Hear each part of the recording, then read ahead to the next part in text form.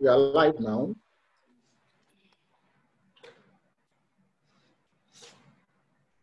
Thank you.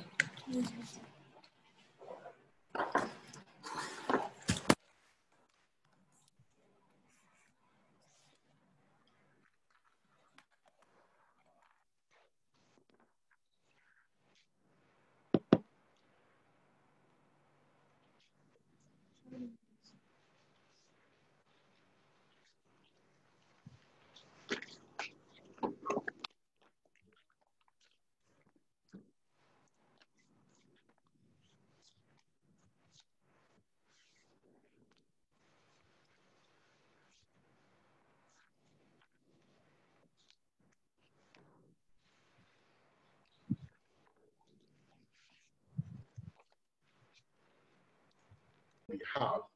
And then after that, the panelists will be given another opportunity, and that is going to be, it's not mandatory, it's an optional minutes for a closing remark, if any.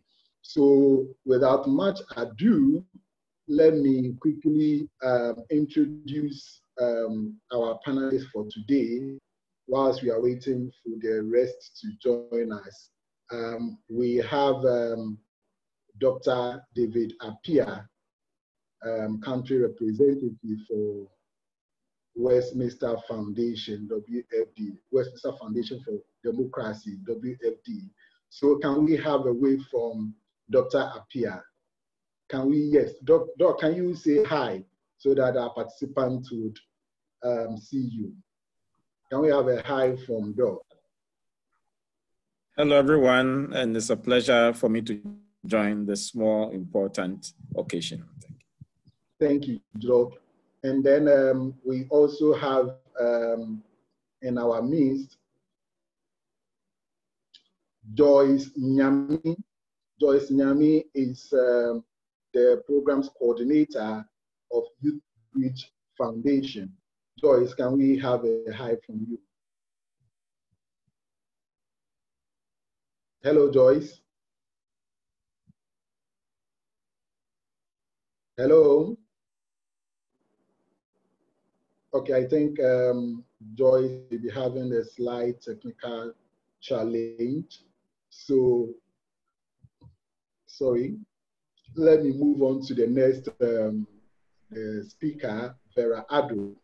Vera Addo is from Star Ghana, and she is in charge of their parliamentary desk, in charge of matters relating to Parliament. Let's have Vera acknowledging the introduction. Hello, Vera. Yeah, hello, Gabriel. Thank you for the introduction, and I'm excited to be part of this conversation. Thank you, too.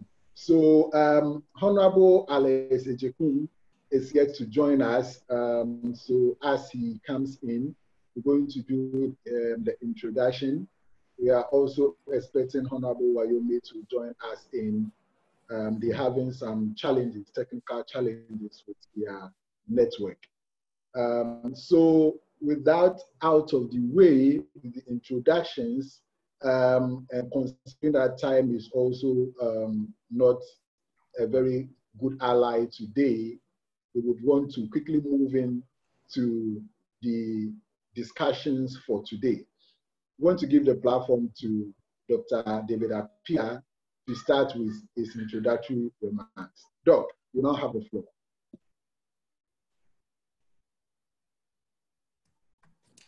Thank you, Gilbert, and thank you for inviting me to be part of this wonderful event.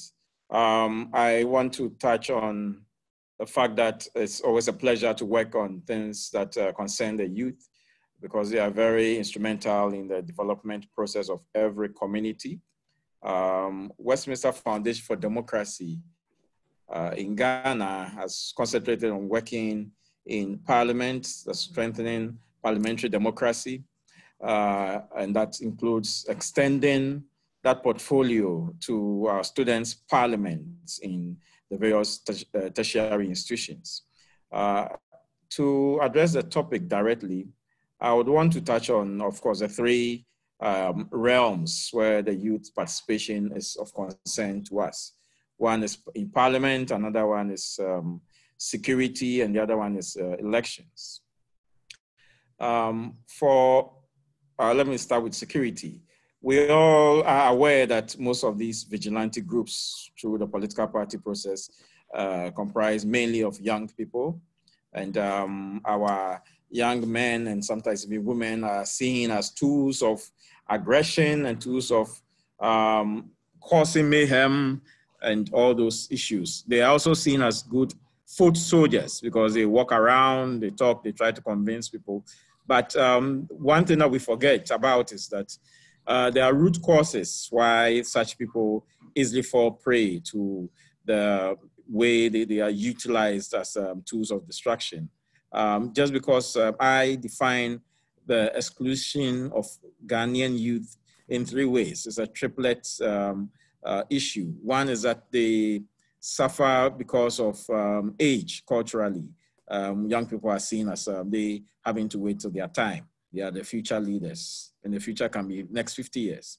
Then they also suffer economically because virtually young people may not be well economically empowered. And the third one is what is cropping up being the political ethnic sentiments that are being branded around. So when your party or the group of people that you easily associate with are out of power, then you feel marginalized. And these would make such people easily jump into the wagon to cause any challenge or problem or with a view of being vigilant. And these are critical things that are affecting our youth in participating in democracy when it comes to the area of security.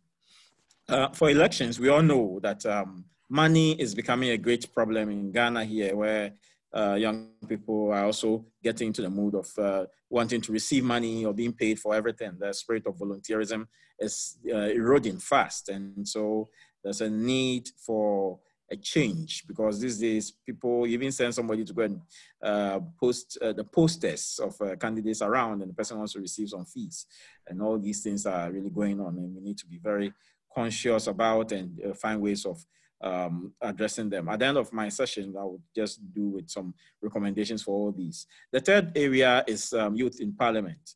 For us at WFD Ghana, we have been dealing with this area because the Public Affairs Directorate of Parliament has set up some youth parliaments, or basically called them students' parliaments in the tertiary institutions. There are also some parliamentary civic clubs in the secondary schools. Currently, there are about 23 students' parliaments, and we have been dealing with about 20 of them, dealing with them in the areas of capacity assessment, capacity building, and the third strand is actually helping them organize themselves through the Commonwealth Day parliamentary debate and quiz competition that all these 20 students' parliaments participated in. You would recall that quite a number of our prominent MPs in Ghana here have been students leaders before, notably the majority leader, the current minority leader, and then Honorable Okujeto Ablakwa, Honorable Frank Adnot Dompre, Honorable Damboche. Quite a number of them have been either NUCS or SRC leaders in their various universities. And then others who have come through the system being the political party youth wing executives. But all these never went through any practical training. They never received any organized training on democracy, on parliamentary procedure and practice, on the principles of democracy. So our activities have been to train them. We give them practical training, lectures, and questions and answer sessions on all these areas, and it's been quite fruitful. So we are making inroads, and we hope that soon we will see some of them being churned out effectively, being more responsible, because it will teach them how to debate decently, not throwing tantrums and insults and mud slinging as has been going on. So I just want to touch on the fact that there are some key things that I will call recommendations as I end my statement. One is that the current politicians should engage in some sort of mentorship and grooming for the young people, for the youth. I know that it's not everybody who is well-resourced or has the time, because we know our honorable MPs, for instance, are very busy. Political party leaders are extremely busy. They hardly have the time, but you can easily identify young people. I recently listened to this documentary on Ghana Gates, I think it was on ex-President Kufuor, and it was stated that he had the opportunity of being groomed, and that is why he could be a deputy minister at the age of 27 or so. I'm not saying everybody should receive that grooming, but let's identify key ones who can easily be helped. There are others too who have to learn the ropes. Young people in Ghana, quite a number of them these days quickly want to move into the limelight. They want to be executives of parties. They want to even be contesting MPs. I remember one of our rounds at the Students' Parliament, one gentleman approached me and said that he was interested in contesting in the next elections. And so I should give him some advice and then financial support. And I told him that he has a long way to go, not just because of age, but he needs to learn a lot of lessons. If you follow the news, there's a young man in Uganda who is interested in contesting for the presidency, and he's just 19 years. I know this cannot happen in Ghana because we have this age limit, but it is interesting to know a president at the age of 19 years, the kind of gap that would exist because of lack of experience, just because of that. Advocacy is not that young people should wait till they are 50 years before they look for political positions, but they should programming also should also give room for some of the Parliament should also expose the real values that are going on, the good things that are going on in Parliament and in the political system, because the news out there is only the sensational ones.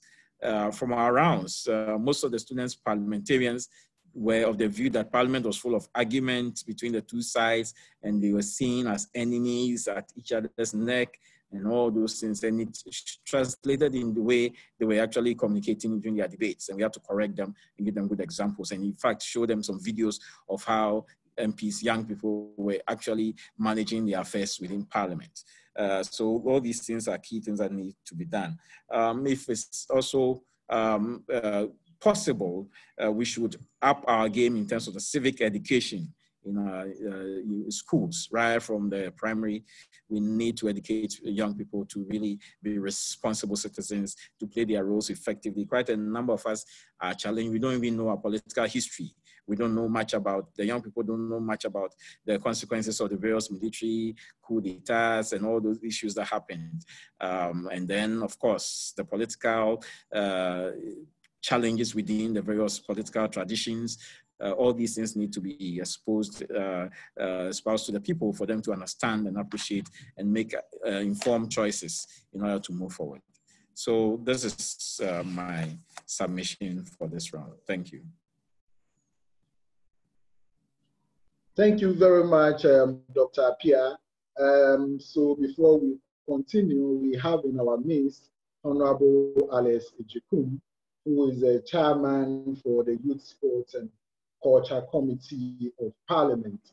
Honorable, if you can acknowledge the introduction by saying hi so that our audience would see you. So Honorable Agyekum. Honorable, can you unmute yourself? Can you unmute yourself and then have your video on? Okay.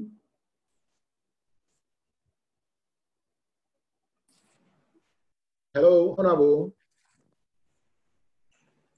Okay. Wow. Hello. Yeah. Yeah. Hello, Honorable. Hello. Yeah. Hello, Honorable. Yes. Can you hear me? Yeah, I can hear you. Okay. Okay. I'm in a vehicle in the presidential convoy, so sometimes the network will be a bit of a challenge, but I'll try my best. Okay. Okay. Thank you very much, Honorable. And in fact, for the peculiar challenge that you have, I think that maybe then I will indulge the other panelists to allow you to do your presentation so that, I mean, when you start to have your network issues, at least by that time you would have finished with your presentation. So if that is agreeable with you, can we have you do your presentation now? Okay. Yeah. Briefly, let me first say a very good afternoon to the panelists, and then sorry for the network break. Currently, we are with the president touring the Western region, and so some of the towns that we pass through, the network is a bit of a challenge. But now that I have a network, let me go straight. I've briefly, I listened to the last presentation, but basically, let me start by saying that the youth cannot just get up one day and decide to be taking up roles that are being performed by the adult. First, they need to start from somewhere, and they need to start from the community in which they live. Once they start performing those civic duties, then it means the people, the community, the beneficiary of the activities of that particular person or maybe group of youth, the community will now start identifying them and then associating them with leadership. And so as they continue their education, as they go about always mobilizing the community towards some kind of maybe project or whatever, then gradually they are winning the confidence. They are advertising themselves for people to see that, yes, this is a young man that has so much to offer to us. Then the second thing too is that the global trend now is gearing towards the youth that will not be gullible, the youth that will not be a stereotyped youth. This is what I have learned in the book. And so that is the way things should go. We must now have the caliber of youth that will be versatile, that is well educated, well informed. So each time they stand up to speak on a particular issue, they speak with an informed basis. Very articulate. Many youth will have the zeal. They want to change the status quo, finding some leadership, whether traditional leadership or political leadership or whatever. If they are given the platform, you see that what they say sometimes either they are not factual, or you see that the content of what they want to put across has some flaws.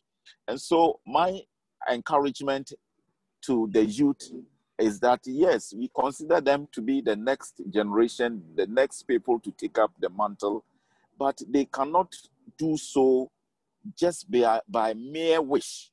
They need to get themselves well acquainted with whatever area of endeavor that they want their expertise.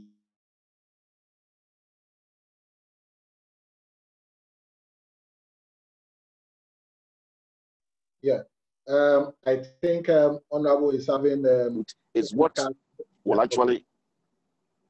Yes. Can you hear me? Yeah, Honorable, go on. Yeah, Honorable, go on. We can hear you. Yeah. Yes. So a well-informed youth is an asset to us. It's an asset to our democratic dispensation. So that is what I will encourage the youth to do. And also to be very analytical. being analytical means that you don't accept things without having in-depth analysis of it. And so the youth must move away from the so-called knowledge and recall. These days, the way that the world is moving is not just about what is the longest river in Africa. Oh, then blah, blah, blah. Kofi is a boy. Who is Kofi? No.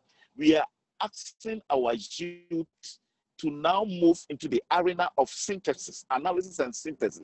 The ability to look through issues and bring out the various sides of it. And so if our youth are not into that critical thinking, I'm afraid we will not have a very good people with that leadership qualities to take up the mantle. And finally, I just quickly want to add that these days, gone are the days that we say that, we are looking up to these people. I am saying that, yes, mentorship is key, but unfortunately, all of us, politicians and some leaders, I'm not saying that everybody, we are not giving good examples for the youth to take. Every aspect, sometimes if you go to the executive, the judiciary, and then my own lawmakers, there are certain things that I'm afraid to say it gives a lot of concern. We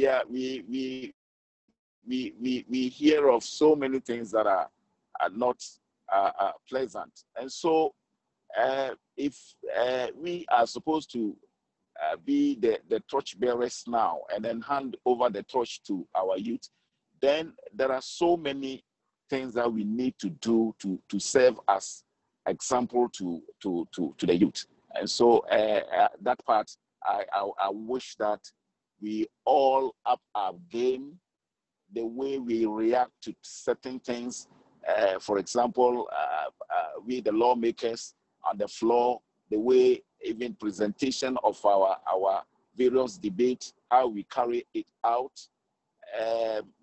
The judiciary, well, these days, they have paged themselves. And so we know that, yes, the noble profession, yes, they went through challenges, but these days they are doing their best to root out those unwanted things. And so if all these things are done properly, then I will say that, yes, we will be giving a good example for our youth to follow. And on all these things enhances our democratic dispensation. That is what I can say for now. Thank you very much, Honorable Agyekum. And in fact, we are very grateful to have you, considering your tight schedule for today and the challenges you have to go through just to be with us. We are most grateful to have you. Now, before giving the floor to the other panelists to also have their introductory remark, I just want to read a quote by Franklin D. Roosevelt, one of the US former presidents. He said that we cannot always build a future for the youth, but we can build our youth for the future. And I think this has resonated in the first two presentations so far, that we need to build the youth for the future. On that note, I would yield the platform for Vera to make her introductory remark. Vera. Okay. Thank you very much. Good afternoon to you all. And for us as Star Ghana, this is an important conversation that we would like to be part of. And it's timely, also considering the difficult times that we are in, and also using this means as opportunity to have a conversation with the largest population of Ghana, and not just in Ghana, in the world as well. And in Sub-Saharan Africa, you realize that young people are the fastest growing population. And in Ghana, the ages between 15 to 35 are in the majority, which account for about 35%. And so it's important that issues of young people are taken into critical consideration, and especially in issue of governance and participation. You realize that we have this majority of the population with the youth category, and yet we have them underrepresented and included in decision-making from the grassroots to the national level.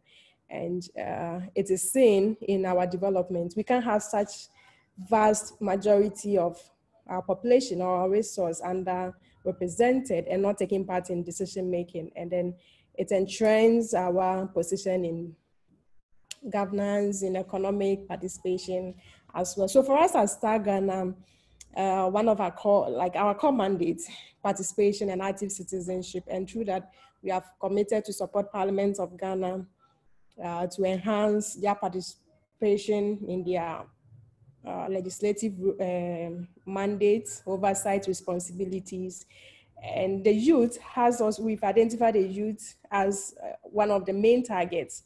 And so we have continued to work with the youth populations to ensure that youths are participating in our governance section. So early part of the year, we had one of our grant partners, YAFEL, Youth Empowerment for Life in the three northern regions, coming together. They have a community parliament. So the youth parliament is supposed to be a miniature of parliament so that young people can learn the procedures of parliament. And this is learning by doing. And when Honorable mentioned that it can't just be a wish to be in Parliament, then it means that we have to be deliberate in our efforts. And to be deliberate in our effort means that we need that position, we need that platform to mentor and then to coach young people. And so through our partnership and support to Parliament of Ghana, last year we had a workshop in Koforidua leading with our partners. And then Dr. Appiah also mentioned it. So through the student parliament, so now we have student parliament, we had a community parliament, and then NYA. So through our partnership with Parliament and NYA to come together to agree on a framework that will ensure that young people's voices are being heard, and not just heard at the national level, also at the community level, at the school level, which one is the best framework for them to use. So Star Ghana continuing to support this initiative, and for us, it's important that we give such support to parliamentarians, and it's a means of guiding them through the process. We can't get them to be there, as we rightly said, and it means that we have to make conscious efforts to coach them through the process, and for us to have very, very effective youth participation in governance and not just happening at a goal. It means that young people must be mentored, must be coached, must be given the guidance that they needed to be in Parliament. And Ghana's Parliament is one of the important arms of government that is ensuring the representation, value for money, transparency, accountability. And so if the youth practice the parliament system at the community level, at the school level, then you realize that young people are able to hold their leaders accountable, to hold themselves accountable. And then they grow with these values and this strength to come in and to ensure that in our society that we expect more, devoid of partisan politics, we all can come together and ensure that we have development at the community level, at the school level, and then at the national level as well. And so this was an opportunity for young people to have that safe spaces, engage the Parliament of Ghana, and Parliament of Ghana committed to support the youth parliaments with all the technical support they will need to have the framework, which was led by the NYA that we supported. And so for us as Star Ghana also, as we approach elections, it's important that the youth is seen as a critical partner and not just using them as peripheral. So we put them as and when, and young people have been used mostly as agents of violence. And you realize that if young people are being used, how do we get our future? And if we talk about future leaders, not just future leaders, but leaders of today. We expect young people to lead in wherever they find themselves. And if they are leaders of today, it means that we need to engage them more and more. So through our election corporate programs, we are supporting many of our partners to economically empower young people. So if young people are empowered economically, then they have something doing. They will not run after campaigns, and just because they need their daily bread, they want to do anything and engage them just to cause any violence. And so this election is very critical for young people and for us, because young people are going to look out for parties, they are going to look out for candidates who are proposing what will help young people in their hopes and aspirations. And so it's not just the normal, come, let's go and fight for this or that, but young people now are looking out for development at the community level, at the national level. Young people know what they want. Young people have been contributing, they know the solutions as well. So it's important that we engage them in decision-making at every level, not just also at that age, but for us as Star Ghana Foundation, we also supported the Children's Parliament. Early part of the year, they engaged the leadership in Parliament. And so it's important we groom them from the beginning for them to understand the electoral processes, parliamentary processes, the governance level. So when young people are interested in governance, it means that they will be partners and they will participate fully and meaningfully. And so at the children's level, they came to understand that Parliament is an important arm of government. We hold government accountable and oversight responsibilities that needs to be done. So it's important that we continue to engage young people at that level. It's a vast, or let's say vast resource that we cannot ignore in this electoral processes. So in this coming up election, for us as Star Ghana, we are committed to support any initiative that will ensure that young people are part of these whole governance processes, and then to ensure that our development continues. From the larger parliament, our support to them through their oversight responsibilities, and also as part of their role as to mentor young people. So if you have to mentor them, means that there should be that platform. That was why you provided that platform for young people to engage with the parliamentarians. And it was amazing. Young people have that opportunity to engage with parliamentarians and to share with them how they've gone through life. It means that a coaching process, we can't just let it happen. We know, we mentioned earlier, Dr. Appiah mentioned how busy our politicians are. So when this platform is created, then it means that young people continue to see the necessary things they have to go through. And we have to make a conscious effort as a country to ensure that we are coaching and supporting our young people, and do not expect that it happens just like that. It means that we need to really be deliberate in our effort to support Parliament. And so I would like to conclude on this section and say that Star Ghana Foundation is committed to support any participation, engagement of citizens in any way that can contribute to the development of our country. And young people form the critical partners in this election coming up. And in our security, we can't just ignore them. It's important that we draw them closer. It can't just happen. We have to be deliberate in our efforts, in our policies, in our manifestos coming up. We want to ensure that what are the parties and various governments thinking about young people and engaging with them. And for us to see young people as critical partners and not just calling them as and when we need them. So we are really happy to be part of this whole conversation and to support whatever is going on. So thank you very much. I will end it here, and then I'm sure we'll have more conversation into it. Thank you very much, Vera. And I have to announce that Vera has to come in at the last minute to represent Saiku Saba, who was billed to appear on behalf of Star Ghana, but she was engaged in another equally important assignment in Tamale, if I'm not mistaken. So we were gracious to have Vera coming in at the last minute, and of course, she's proved that she's able to the task. Thank you very much, Vera. So we move on to our last panelist, as we are hoping also to have Honorable Wayome joining us. So we can now have that of Joyce Joyce from Youth Bridge Foundation. Joyce Nyame. Joyce, yes. You can now have the floor. Okay, good afternoon, everyone.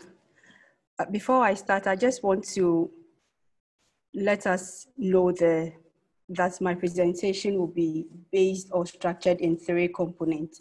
One, I will set a context for my analysis and some of the discussions I'll be sharing, and then I will also share some of the challenges that as Youth Bridge we've come across throughout our advocacy and our work as some of the things that tend to hinder youth participation in some of the electoral processes, and also suggest some way forward as we move on. So as the context, I want to share that in Youth Bridge Foundation, when we say youth participation in election, and then per the parameters for this discussion, we want to share that we look at this discussion in 2 folds. So we look at youth representation as well as youth participation. And then when we say youth participation, we just don't want to say just the participation in the broader electoral processes, but also within the internal party structures. So as the initial panelists shared, we have to start from somewhere. So Honorable made mention that we have to start the grooming process from the community. And also Vera mentioned the need for economic empowerment. And then I want to alter Vera's economic empowerment and share that there is the need for political empowerment for these youth. And then this starts from the internal party structures. So when we say there is the need for youth participation, we are saying that there is the need for this participation within the internal party structures, because if you don't get, unless you want to go independent, and then even if you are going independent, there are other things you have to focus on. So you need to be active in the party internal structures. So we want to share this project YBF is having with CDD Ghana, trying to inform the manifestos of the political parties. We are going on regional tours, having engagement with youth and then representatives from the various political parties ahead of their introduction of their manifestos, so that their manifestos align to the aspirations of the youth, and then their manifestos are youth inclusive. This we are much passionate about, because if the party systems and the structures are conducive and are youth inclusive, then it means that you will have a lot more of the youth participating within these internal structures and also come up to be voted for. And then the other angle in terms of the participation is the need for us, the young persons, the youth, to be participating in the larger electoral processes. So as Doc said, even though the legal voting age for Ghana is 18, one needs to attain 21 before the person can be voted for into parliament. So if you are 18, you can be part of the electoral processes. And then if you are 21, you can even vie for certain positions. So in terms of the representation, we want to stress that there is the need for representation in terms of numbers and also in terms of the quality. So if you want to share an analysis we did in the 2016, during the 2016 elections.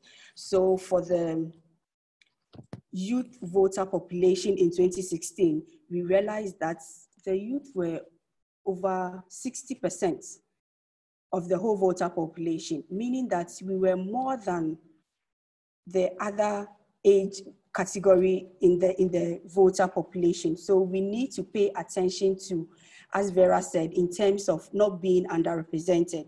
So for instance, if we take the current parliamentary session, we have only 13 members being under 35 per, that is in 2016, even though if you do the analysis by this year, some of them have crossed the 35 age cap for the young persons. But I think it was quite small. So we need to encourage the youth in this aspect so that we get quite a number of them participating in the electoral process, vying for positions to be part in the parliament's work. Another thing we also want to stress in terms of the representation is the need for retention in parliaments of these youth. So with the little analysis we've done in Youth Bridge Foundation, we realized that out of the 13 young MPs from 2016, 11 are vying for their seats this year as well. And this is something is encouraging. I think only 2 of them lost their primaries and can't go. But one of the worrying trend is the fact that out of these 11, by the next parliament session, only 5 of them will be under 35 years, meaning that the number of youths per the retention analysis we are doing from 2016 would drop. We are yet to have the whole holistic number of youth that will be participating in the 2020 election. And then this will make us know the prospect in terms of improvement from the 2016 election to this one. So as we've shared the context, so this is the context for the challenges and then the way forward we want to share. I want to share at this section. So we realize that, as some of the previous speakers have shared, the lack of capacity development is a major challenge to these youth vying for positions and also participating in electoral processes. So as Honorable mentioned, the youth need to be well informed so that it can propel an analytical discussion, especially during elections. But we realize that many of the youth lack the capacity to do this. And then if you talk about the capacity, it's not just looking at the formal capacity levels. So Doug mentioned grooming, mentorship, and then coaching. So these are all forms of capacities that we need to build as we want to improve youth inclusiveness in the political processes and then the electoral processes. Another thing we also want to share is the fact that, as I mentioned earlier on, before someone can vie for a position, can vie to be voted for, there should be a conducive environment within the internal party structures. So we want to share that most of the time there is limited political willingness by some of these political parties to push for youth participation, and then at times the environment is not that conducive to allow youth inclusiveness and youth participation. So as the way forward, we want to stress that there is the need for capacity building, and also there is the need to build a culture that allows youth inclusiveness. So as it has been said, if we don't have the culture that allows, that accepts youth inclusiveness, then even though there will be platforms, there will be coaching, there will be mentorship, if the culture is not conducive, if the environment is not conducive, youth inclusiveness and then their participation will still not be up there. So I would want to end here and say that, yes, youth, as Gilbert and then Honorable and others have stated, youth, we are the future. And then Doc said that the future could be 50 years, but we in Youth Bridge Foundation, we think the future can be tomorrow. The future can be election 2020. So we need to create the environment to allow youth participation in the 2020 elections. Thank you very much. Thank you to Joyce for that wonderful presentation. And this one goes to all participants. You can type in your question in the Q&A box, and then we would read them out to the panelists to respond to them. Now, so we are now at the Q&A session. I also have to announce that it looks like Honorable Agyekum is still having technical challenges, so he's currently out of the meeting. We are engaging with him at the background to get him back so that he can also join in the Q&A section. So I mean, this question goes to Joyce, but after that, any of the panelists can maybe have a go at it. Now, for some time now, I mean, there are a lot of concerns from the leadership of Parliament in relation to the attrition rate in Parliament.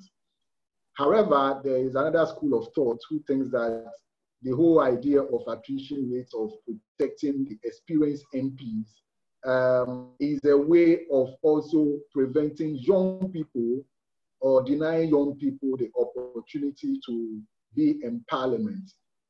Joyce, what would you say to that? Okay, thank you very much, Gilbert. I don't want to jump and say that maybe the decision to protect some of these seats are to prevent the youth from going in. So you can't say for a fact that even if the seats were not protected, there could be youth contesting these seats. So that I wouldn't want to say anything to that. But from, as I said, in 2016, the number of MPs that were young, under the age of 35, we could see that I think some of the parties let some of them go unopposed. So I can mention the Minister for Information, that he went unopposed, even though by the next Parliament, he will be out of the youth brackets. He still went unopposed.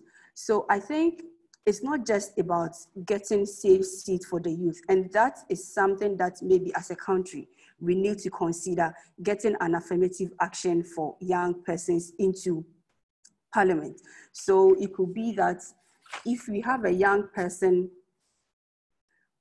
a current MP who is a young person, we might consider protecting that person, not letting the person be contested. And then that is kind of tricky, because you might, even though, as I stated earlier on, we are looking for the numbers, not just any number. You want the quality. So you wouldn't want to say that because you want young persons in Parliament, you would want to, by all means, keep some of the seats safe. Yes, you need to keep the seats safe, but you have to make sure that you have qualified young persons vying for these positions. And then, yes, if you want to say you are keeping the seats safe for young persons, yes, you have to get the commitment, the willingness to make sure that, oh yes, this person that is being in that seat is somebody who will not just represent the constituency that the person comes from, but the person is also friendly to the youth. The person is there to propel the youth agenda, especially in Parliament. So Gilbert, I think this is what I want to say for now in terms of the seats that were protected for some of them. As I stated, some of the political parties saved the seat for some of these young persons. I remember Francisca Mavis, they were unopposed, and then per analysis, they are young persons. So as I also initially stated, we can't say that if the seats were not protected, we'll get young persons contesting. So we have to do an analysis on that. Okay, thank you very much, Joyce. In fact, this is a question I would also love Honorable Agyekum to have a go at. Unfortunately, it's not in the meeting currently. So, Dr. Appiah, can you have a go at this question? Hello, Dr. Appiah. Yes, I can hear you. Yes. Yes, Gilbert. Thank you. It's a very important question, but the answer is not straightforward. The key thing is that though we have very few young MPs, I mean, the figures that Joyce is already highlighting around also it's a point of concern, because very soon we may have a depleted stock in terms of the real young persons. But the key thing is, even though there are few, very few, I can state that if such young people were not in those particular constituencies and particular roles, like the Minister for Information, they might not have gone unopposed. Because there's a system that is very negative within our political system, sphere, where people, right from the day you win elections from primaries, you are being pulled down or challenged by an opponent internally and externally. And there's a lot of selfish interest, self-centeredness. Having been engaged with Parliament, I realized, and having gotten some background information, I realized that there were some key MPs in the past who were really working. They were the ones working in committees, though they were not even young. But when it came for the time for other people to challenge them, nobody was there to receive them or to support them or to give any buffer. So these are critical things that we need to look at. It's beyond just, fine, it's good to discuss, have advocacy around that, but our system needs to be improved. The best one would have been to have a representation of marginalized groups like young people, women, and persons with disability. So Uganda, for instance, is a classical example where they have some MPs who are there elected or brought in because they are young people. And they are very functional. They have had interactions, there's a few of them through a conference. And that is going to be a long shot in Ghana, unless the serious concern of increasing the numbers in Parliament, but then people will still make the claim that why don't they fight if they are really qualified? Why don't they fight in the space to also see whether they can win? And so it's a point of concern. But my key thing is that the mentorship, the training, and all those things need to be done effectively. Quite a number of them who have come to the forefront have been supported. They've been supported or propped because of certain people who maybe godfathers or people who found them very promising right from their engagement in younger periods. And that is why Honorable's point and most of the other panelists point about the fact that young people need to be very active wherever, in whatever space they find themselves, whether committee level or the school and all those things. They need to be active so that their value will be seen. And then any other good leader may groom them so that they are given spaces to operate. So it's a serious thing, and I don't know when this kind of discussion is going to end. Thank you.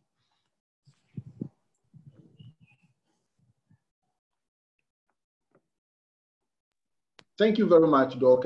So I go to the Q&A to read some of the questions from some of our participants.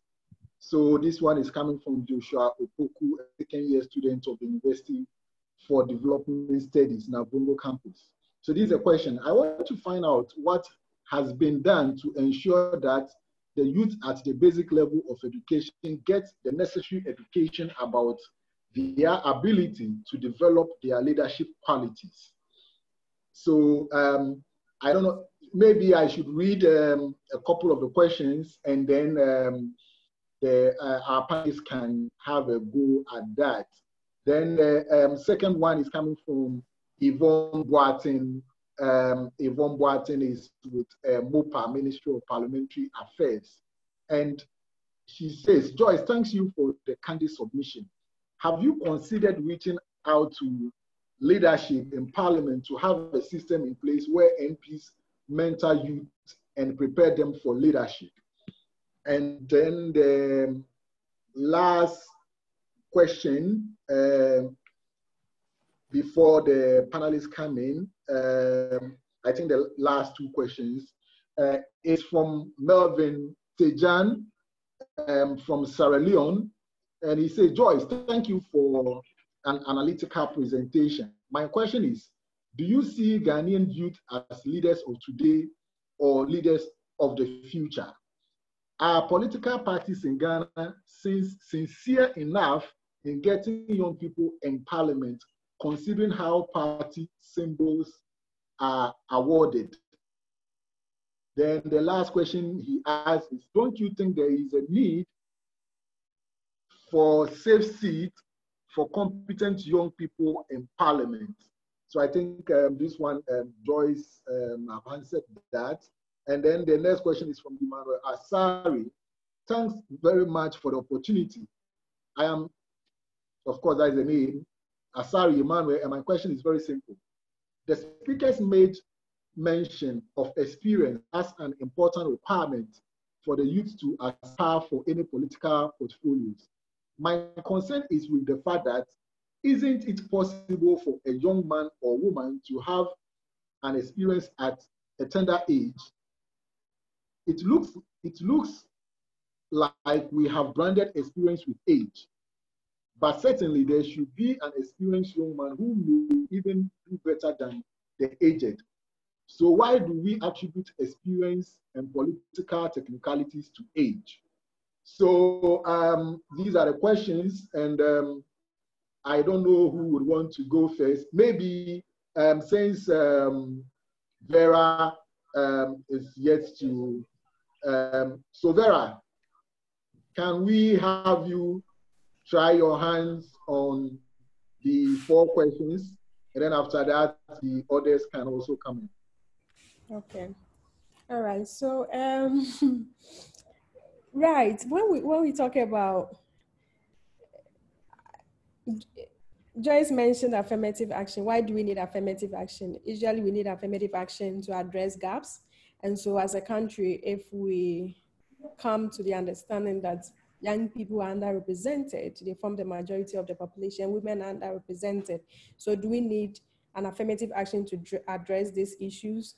Yes, then we can go ahead, starting from the party level. So it takes an effort. We can't just leave it like that for it to get into place. We have to make some conscious effort to say, these are some gaps we have in our society, and so we need to ensure that we bring more young people into the governance space.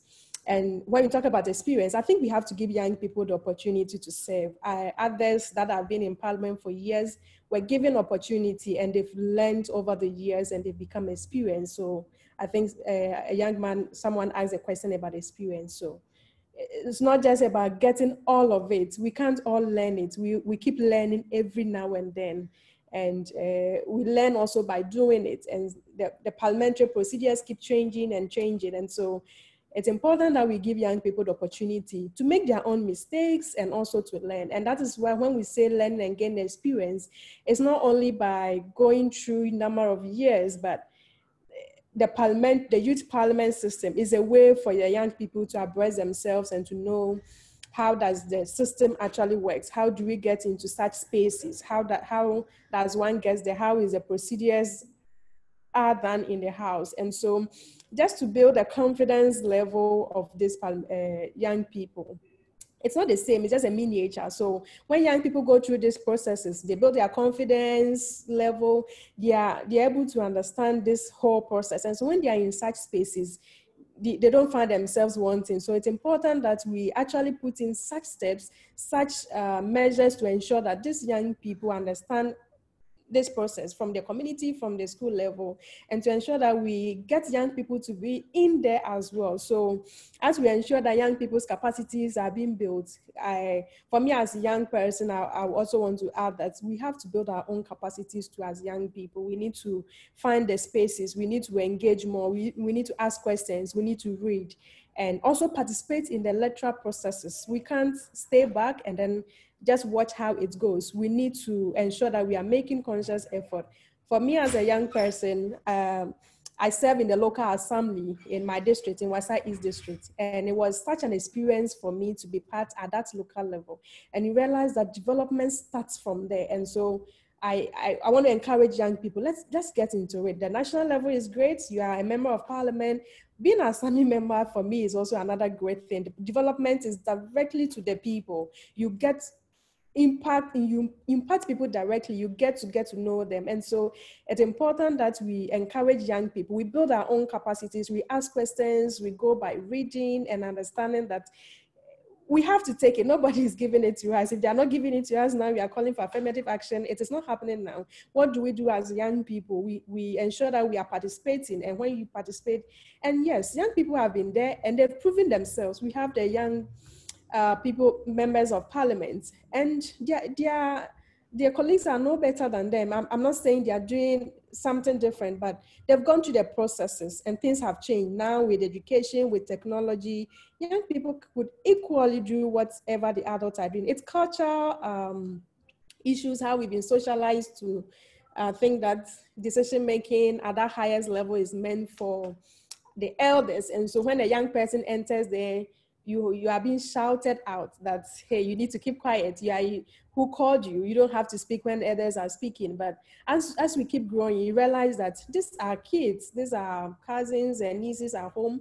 At their level, at their age, you can imagine, sometimes when they speak, you want to ask yourself that, who even, it's as if somebody told them to say some things. They are so smart and intelligent. So I think we need to give young people space and opportunity for us to grow and learn, to make our own mistakes. And as we make mistakes, we keep progressing and growing. And so we don't have to say we have to go through the amount of years to become a member of parliament. For me, not just the member of parliament at the highest level, but even starting from the grassroots level, the community level, our school level, you realize the caliber of members of assemblies that we have. It's important that young people, we also get interested in what is happening at our community level and to support. So this is what I would say with that. And let's see, maybe the other panelists will also want to address some of them. Yeah. Okay.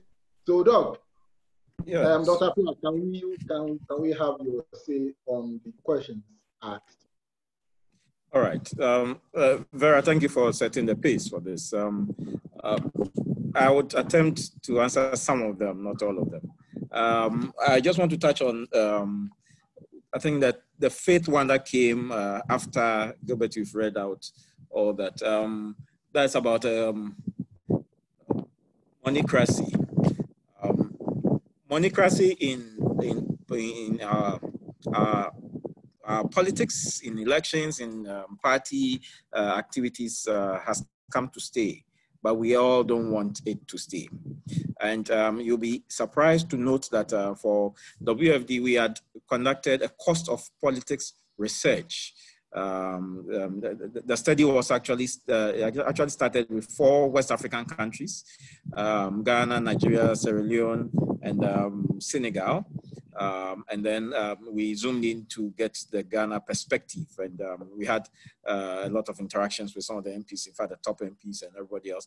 And we got to a point of realizing that the MPs themselves are very much interested in getting people educated on the fact that MPs are not agents of development, direct agents of development, or MPs are not cash cows where people, in fact, we're shown pictures of people queuing every morning at the houses of these MPs, whether they are in Accra or in their constituencies, and people expecting their daily bread and all kinds of things that you'll be amazed to know, including money for dowry, for marriages, and the rest.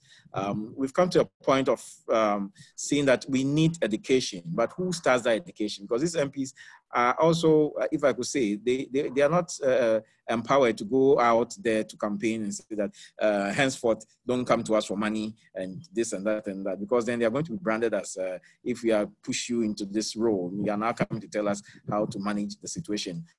Because you benefited from a system, you know how the backs and the forth will go with all these things are not the best. So the change would have to come from a certain realm, whether from the executive or the civil society, sorry, or from NCC, that's a Commission for Civic Education, anything that needs to be started from somewhere as advocacy to get that system changed, we have to look at that effectively. Now, the issue about experience being equated with age. Unfortunately, that's what a lot of people think, but those who are really serious and really empowering young persons, they don't look at the age per se. And as Vera mentioned, I mean, you start off somewhere, you work at it somewhere, whether even the school level, district assembly, you know, there are a lot of people who just want to jump from stage 1 to stage 10. And when they get there, they will mess up.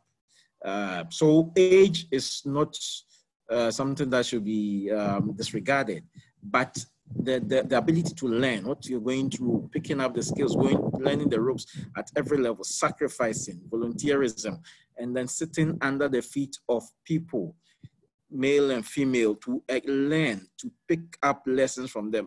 I love reading the biographies of a lot of leaders, and really it's very interesting. And currently, even when you analyze what is happening in Europe and America, even in UK, most of the prime ministers have been special assistants or aides to previous prime ministers and ministers, I mean, what do you call them?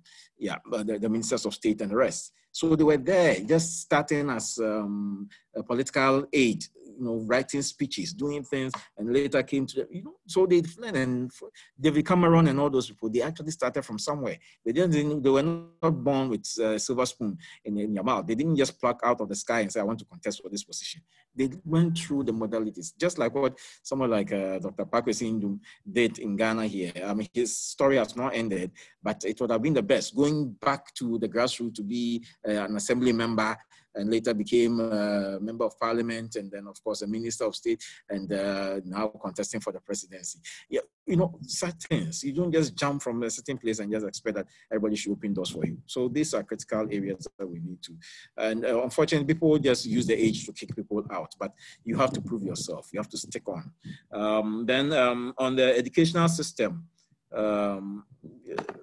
highlighting leadership quality or giving the opportunity for people to pick up leadership quality is a big issue. I mean, Ghana, our education system has become worse, honestly. No political gimmicks about this. It's become worse because we are not teaching people how to, I mean, reasoning skills is off. I remember in my day, I went to the old system of education and we were doing verbal and quantitative at the primary level.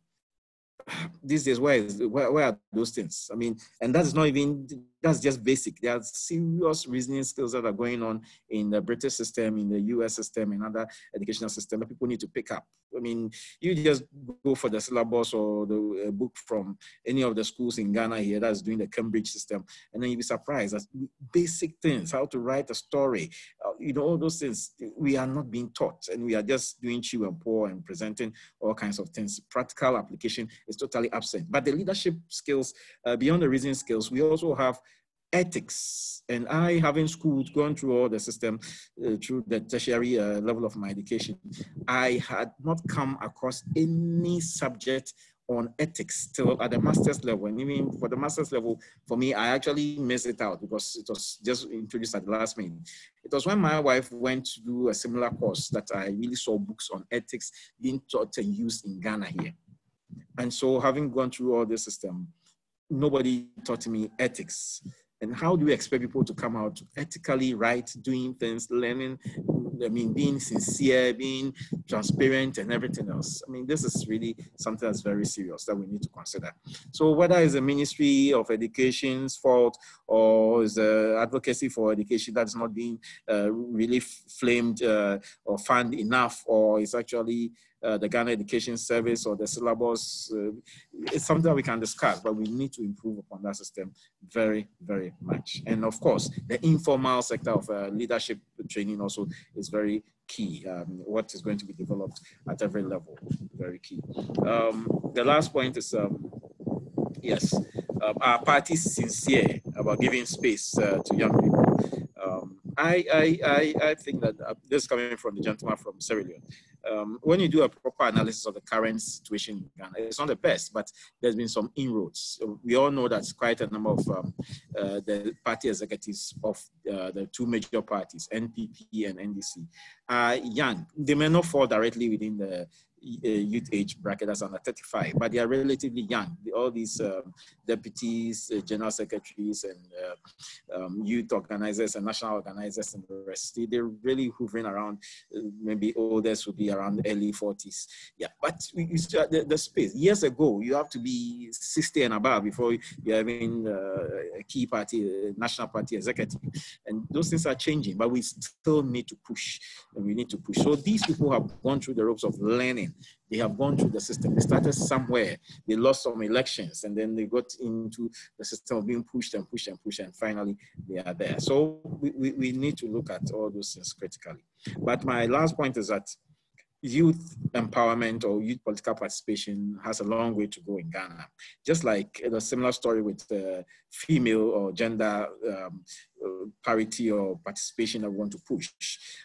It is also something that's of great concern. So the best thing to do is that we need to have one voice, we need to push, and we all, civil society, politicians, public servants, everybody else has to be on board to make sure we change the future, because we change the system so the future will be brighter. Else we are bound to be doomed forever. Thank you. Thank you very much. Thank you very much, Dr. Appiah. Before I give the platform to Joyce to also have a go, I want to acknowledge some of our participants outside Ghana. We have participants from Gambia joining and also from Kenya joining. I'll be very glad that before we end, if we can have some perspective coming from their countries shared with us, we'll be very, very grateful. So Joyce, you can now have your take, and then we'll go to the next round of questions. Thank you very much, Gilbert. I would try to go through the questions. So I think the first question or concern is, I would take it as a suggestion, and then I think we should consider that in terms of the basic level education, when we want to see, this is very necessary in trying to groom and bring informed youth for especially politics. And also the second question about whether Youth Bridge has made an effort to have a discussion with the leadership in Parliament, to have a system in place. I would want to state that, as you know, initially during the women's empowerment era, when the women were demanding for participation and space, what the questions they were thrown at, and then the issues that were coming up were, where are the women? So the issue was, we didn't have the women. So what we do in Youth Bridge Foundation is to make sure that we have a pool of empowered youth, a pool of informed youth, so that when these questions are thrown at us, we have them. And then also one of the critical advocacy tools is to have an empowered constituents of the people you represent. So before you go out to advocate for a particular group of people, it is very important to make sure that these people are aligned with your vision and mission, especially as an organization. So as a step, we make sure that we have an empowered and informed youth constituency to work with. And then one of the things I would also want to state is the fact that we run campaigns to make sure that the youth are participating in some of these electoral processes. So we have a campaign running, the hashtag youth parity. So we want to ensure that even though we have the numbers in terms of representation, we have quite an informed, and then we have a mobilized constituency of youth that will, one, be part of the campaign advocacy and also understand the dynamics in youth inclusiveness, so that when we get a young parliamentarian vying for a position, then the people understand the need to get one of our own in Parliament. And then another aspect that we do in terms of these negotiations, and then trying to answer the question by Yvonne, is the fact that we try to work with young MPs, even though I must state that it's kind of being challenging and difficult. When they get to Parliament, assessing them become very challenging, but we are still trying. And then we also want to urge other organizations to come on board to partner us to see how we can have a holistic advocacy in terms of that. And even Vera can also consider funding this campaign so that we move it to the other level. Also, another question by Melvin is the fact that if Ghanaian youth are ready now to lead, or is a future leadership we are looking at. So as I said, we are the future leaders, yes. But as I said, YBF, we think the future is tomorrow. The future can be 2020 election. So yes, I think we are ready. And if I say we are ready, I can state that gone are the days when young persons just go in to vie for some of these positions baselessly without having any clue what it really means. So throughout our existence, we've made sure that we've really built the capacity of these young people to even interrogate some of the issues that come up during elections. So I think, yes, we are future leaders, and then the future, as I said, can be tomorrow, and the tomorrow can be the 2020 election.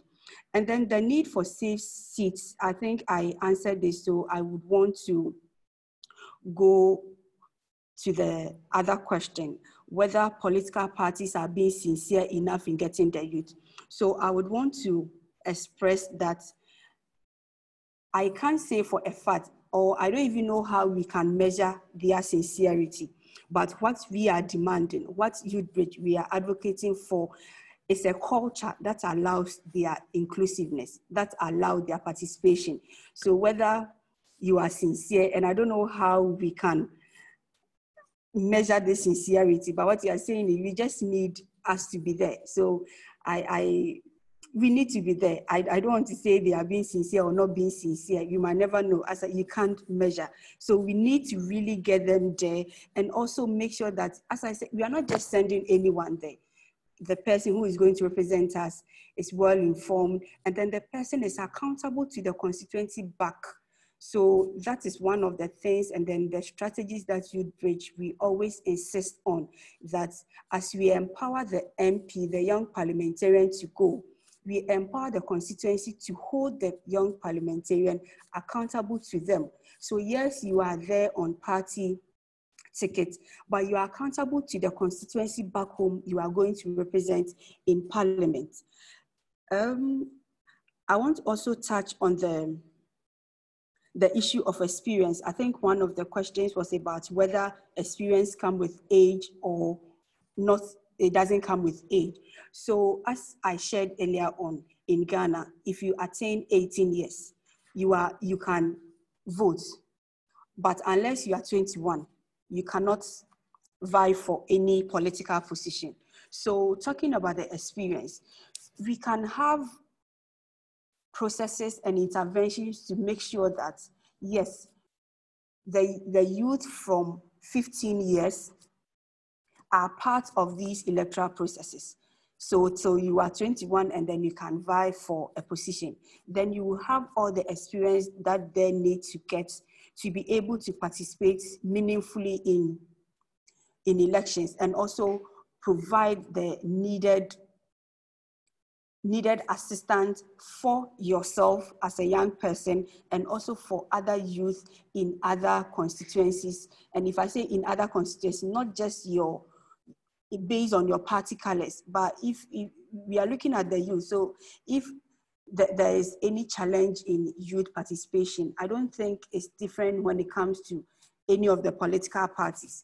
We must be frank and say that we have to go in as a whole, not just in terms of political colors or political tickets. So we have to assess ourselves as young people, and also be part of this inclusiveness from the party level, even from the family angle. So for instance, if we don't have conducive environment, a culture within the home that allows for young persons participation in some of the family decisions we make, then it has a tendency of damping these capacities of the young person to be able to come out at age 18 to vie for some of these, to be part of these electoral processes. So I think I will leave it here. And then, as I said, YBF, we are open for a more holistic collaboration to up the game in terms of the Ghanaian Parliament having a youth inclusive system. And then I think Vera will want to consider funding us for this purpose. Yeah, so that is a very nice way of putting it. So Vera, you have an unsolicited call. Okay, so looking at the time, you know, we are hard pressed for time. Technically we have 5 more minutes to end the meeting. I'll just seek the indulgence of our panelists if they can spare an extra 5 minutes so we wrap everything up within the next 10 minutes. Because I have a very important question that I want to ask before this webinar ends. And that is in relation to the youth parliament and then the student parliament. Because these two parliaments have been mentioned by Vera. It was also mentioned by Dr. Appiah, but it has been a major part of the presentation today. Now, I want to find out from Dr. Appiah and Vera, how are we bridging the gap between the youth parliament system and then the national youth parliament system? Doc or Vera, whoever wants to start first. All right, you know I'm going to say ladies first. Okay, so this was one of the reasons why we had the workshop in Koforidua later part of 2019, and Dr. Appiah was there, was represented. So we have the youth parliament. It's not just the youth and then the student parliament. We also have the community parliament. So we have one of our partners like Agyekum that works on the community at the community level with community parliament, ensuring that holding assembly members accountable. So we brought all these groups together to learn from experiences. We realized that the student structures had a different system. They were holding their leadership accountable. They had a general assembly. And then the youth parliament, which is led by the National Youth Authority. So I think the issue is more with who is in charge of what. The student thought that they have the existing structures, and NYA is now also developing their structures. So it's a matter of what framework do we use? Do we use the students' framework? They have existing structure, and it's been there for years. We know a lot of universities have their general assembly, even at the hall level, at the department level, the SRC levels, they have their structure as a youth parliament, and it's been vibrant for a very long time. So during our engagement, you realize that it's a matter of power and leadership and authority, who controls what, who is responsible for what. So that we supported this idea to ensure that we had a breakout section where all the groups, the various theory structures, learned about each other's structure of youth parliament. And so we're hoping to see the NYA lead the effort to ensure that we have a framework that serves all the youth parliament, to ensure that we have the youth representation, we have the community representation, and the national representation. So I think it's we have to continue the conversation to ensure that we have that framework. The students already have their structures, and so it's difficult to tell them to adopt a new framework that they are not used to. And then the community level and the youth level, led by the National Youth Authority, how do we get the structures so that it fits all and not just for one section? You realize that the other parts of the region, the northern parts, the Upper East, Upper West, they have also been very vibrant with their youth parliament. Their regional parliament is very active, unlike the South here that do not have much work done on the youth parliament. So I think that we can have this conversation going on to look at one framework, if not side that we can have this various parliaments run their own parliament. Then we have the national one, side that we can have representation from all the various parliaments to come together to have the bigger national youth parliament. We have to really work hard and work fast on this level, and I think it has delayed, and we are committed to support this process. We already supported the NYU on some of these engagements, so we hope that we can take it up from here, and I'm sure Dr. Appiah is also interested, and we can bring the youth, the school parliamentarians together to engage the NYA, and then we can engage the community youth as well. We'll see how we can work around it. It's the same course we are all looking at, to ensuring that young people hold their leaders accountable, a miniature of parliament, to understand parliamentary processes, and also to build their own confidence, be mentored, and to be coached to ensure that they fit into the national development. So we are committed to support this process. We hope that maybe PNA can also join into this conversation, and you can take it up from there. Yeah. Yeah, Doc. Yes. All right. Yeah. So to add to what Vera said, I mean, it's key, and that conference or the meeting in August last year was very helpful. Because the players are many, and then it's an issue of leadership. Of course, the National Youth Authority were branding the point that they have the authority legally or by their legislative act to organize anything around youth parliament, national youth parliament. But of course, the systems that the Parliament of Ghana also uses to develop or open the space for youth participation slightly differ. The key challenge has been that if one side is enhanced, the other one will be left out. So we have, of course, we have 3 spheres: the regional level, youth parliament, and then the district and community level youth parliament, and then the students' parliament. So it's high time that the National Youth Authority continue to facilitate this process and then make sure they get everybody on board. We all know that the challenges with organizing such things in Ghana has been the issue of funding and who controls the funding and who manages all those processes. The truth is that there are a lot of things going on now that all the entities can be encouraged to move on. And then, as Vera mentioned, the National Youth Authority can organize an annual or biannual, whatever, National Youth Parliament that will have constituency representatives from all these key stakeholder institutions, so that they come on board and then really plan and then develop actions to be able to move the agenda forward. In the past, there was a lot of bickering. Now I think there's been some level playing field created out of the conference in August, and so we hope that things will be better. So thank you. Yeah, thank you very much, Dr. Appiah and Vera, for your presentation on the Youth Parliament and the Student Parliament.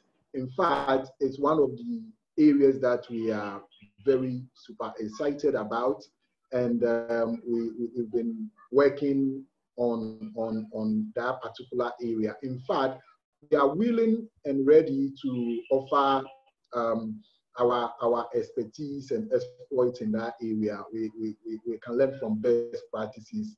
The Gambian example, which is very perfect and can help us to put our house in order. We are willing to, also bring that one to the table.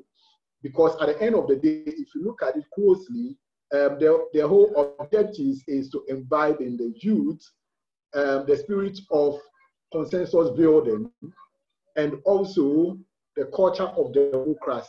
So we should find a common ground in order to be able to achieve that, and then our youth will be better off for it.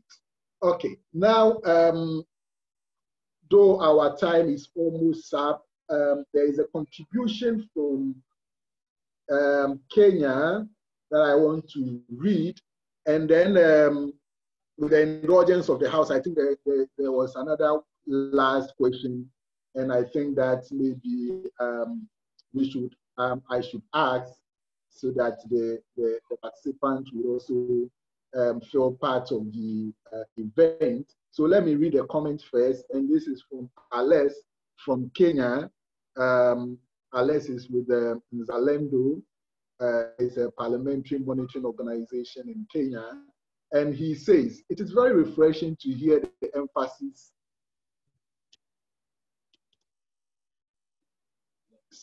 It is very refreshing to hear the emphasis on youth empowerment as the most potent basis for their political engagement. The challenge we are facing in Kenya is the fact that our political ecosystem is more commercialized than it is professionalized. The consequence, particularly for the youth, is that the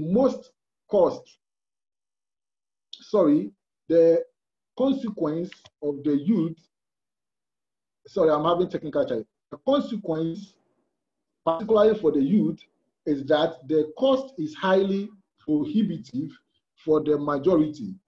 For the few that manage to secure political seats, the desire to recoup the cost incentivizes their involvement in the very ills they should be addressing. They end up being agents of reactionary forces as opposed to reformers. And I think that one way or the other finds some level of space in the question asked by Akins Ofer Bedu. And his question is,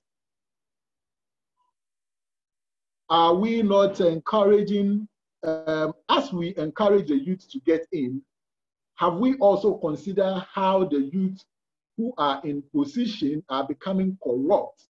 How do we treat that?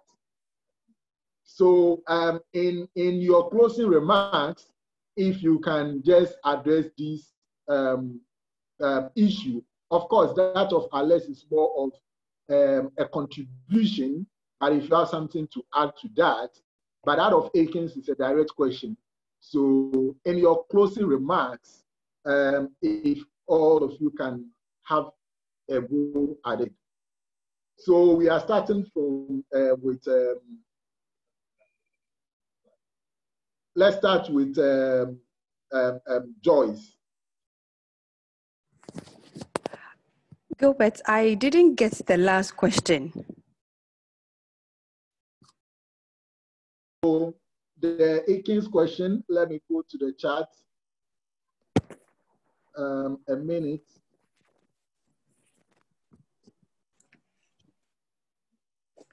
Okay.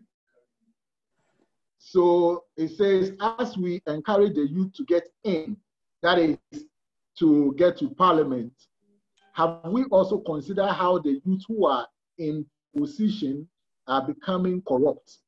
How do we treat that?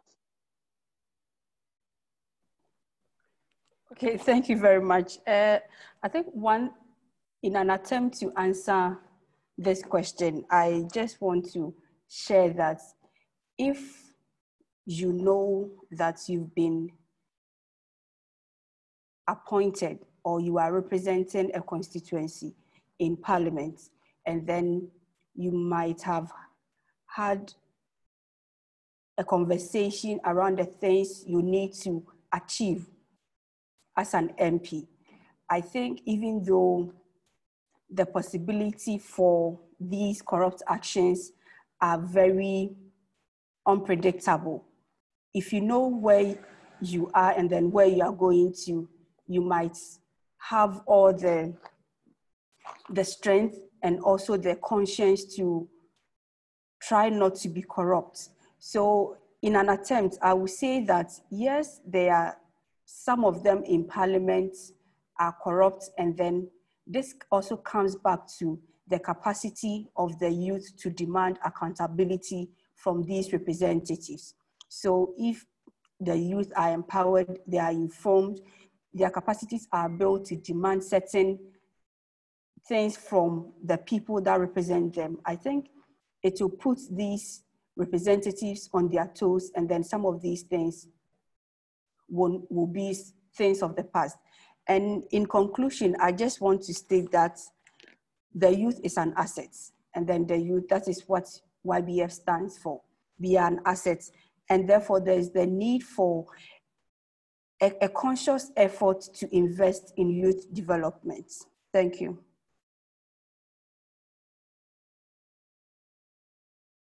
Thank you very much, Joyce. Vera, and then we, Dr. Appiah can have the last say. Hello, okay. Vera.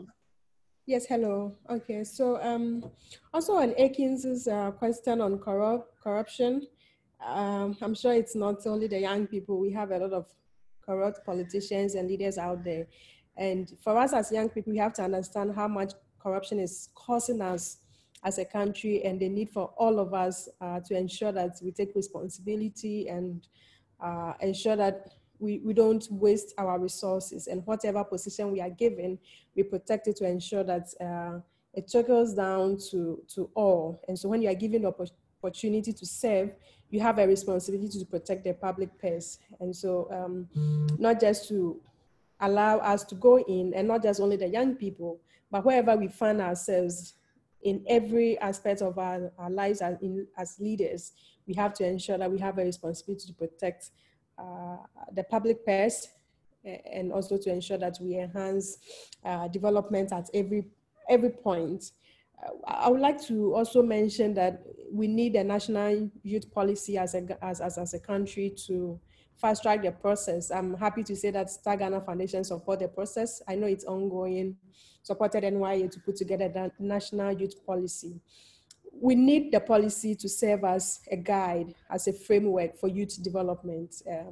It can't just be as and when we want to do this, we grab it, as and when we want to do that, we grab it. But if they are laid down, and if it's youth sensitive, if I say a youth policy which is youth sensitive, then it means that it is youth led.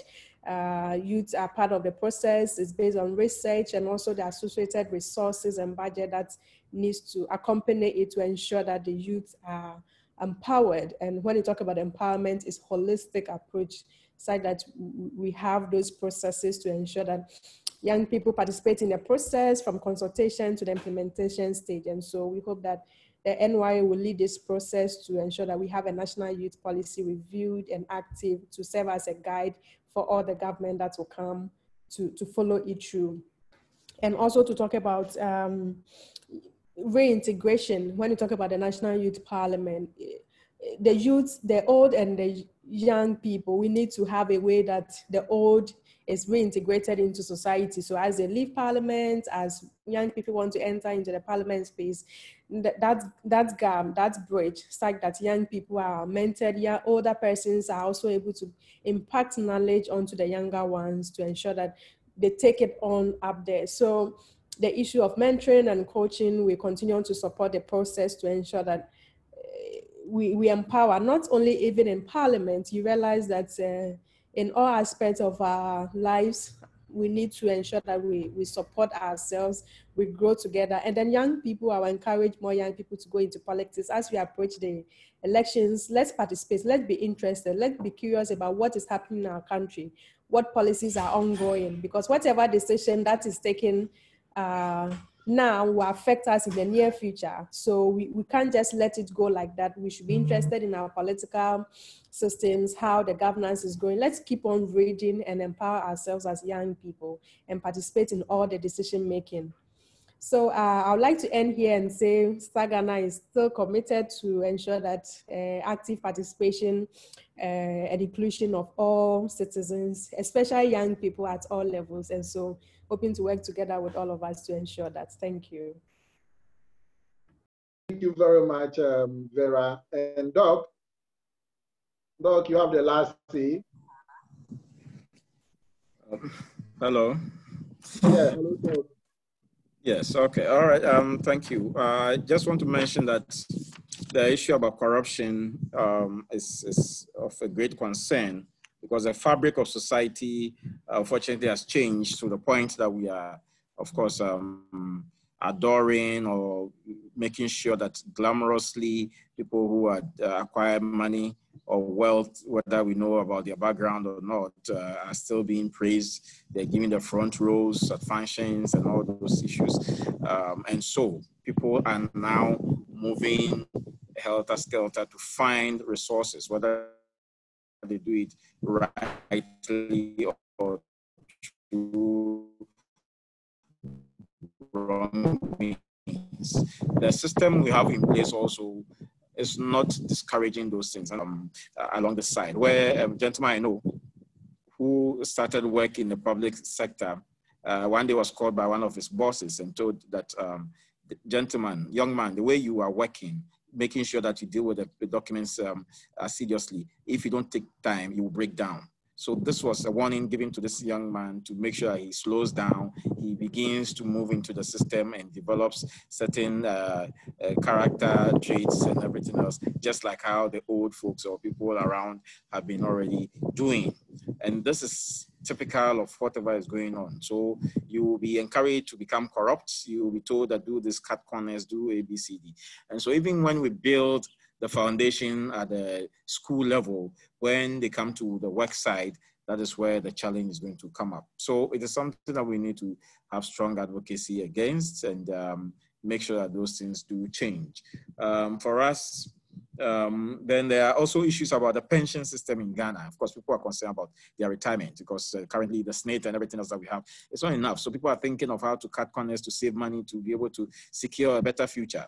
And of course, that is not a good excuse, but it's still a point of concern. If there could be some improvement on that, that will help. And then the avenues of economic enterprise in Ghana here, because of the work schedule that we have, those who are formally employed, you have to run an 8:30 to 4:30 or 5 o'clock schedule until you are on leave. And even on leave, it's sort of relaxing. You go and do some farming or do some secondary work, because all these we need to get funding or money to be able to run our lives. And so there's a need to be able to structure the system so that it's a bit flexible, so that people don't really concentrate on getting everything out of a particular job, whether by foul means or anything else. And through that, the system will be improved. And when education, the right education is started from the primary level, that will also help for the people to pick up. And then we at WFD, we've been working with the national service persons who come to Parliament, especially those who work with the research department where we are located, and we help them with various training sessions. They have at least quarterly training sessions where they do presentation, and they are educated on all these things, including leadership skills and ethics and the rest. But that's a small session of the whole society. And I hope that we replicated elsewhere, that we make sure that things are improved. So I think we all have a fight at hand, and we all need to individually make sure that we are fighting to make sure that the system in Ghana changes, creates more space for youth participation, and be able to eschew corruption and marginalization of young people. Thank you. Thank you very much, Dr. Appiah, for your closing remarks. And I must indicate that we are most grateful to have you, Dr. Appiah from WFD, Vera Addo from Star Ghana Foundation, and Joyce Nyame from Youth Bridge Foundation. Our gratitude still goes to Honorable Alex Agyekum. Unfortunately, due to technical issues, he went offline and we were unable to get him back. As we speak now, he is with the president's entourage touring his constituency. So to our participants, you can follow us on our various social media handles. On Facebook, YouTube, it's Parliamentary Network Africa, and on Twitter, it is Parliamentary Watch. So PN Africa Watch, sorry, on Twitter, it is PN Africa Watch, sorry. And then on LinkedIn, it's Parliamentary Network Africa, like I mentioned. So for Facebook, YouTube, and LinkedIn, it's Parliamentary Network Africa. But on Twitter, it is PN Africa Watch. Thank you all for joining us, and we look forward to the next section. Good afternoon, and bye from here. Bye.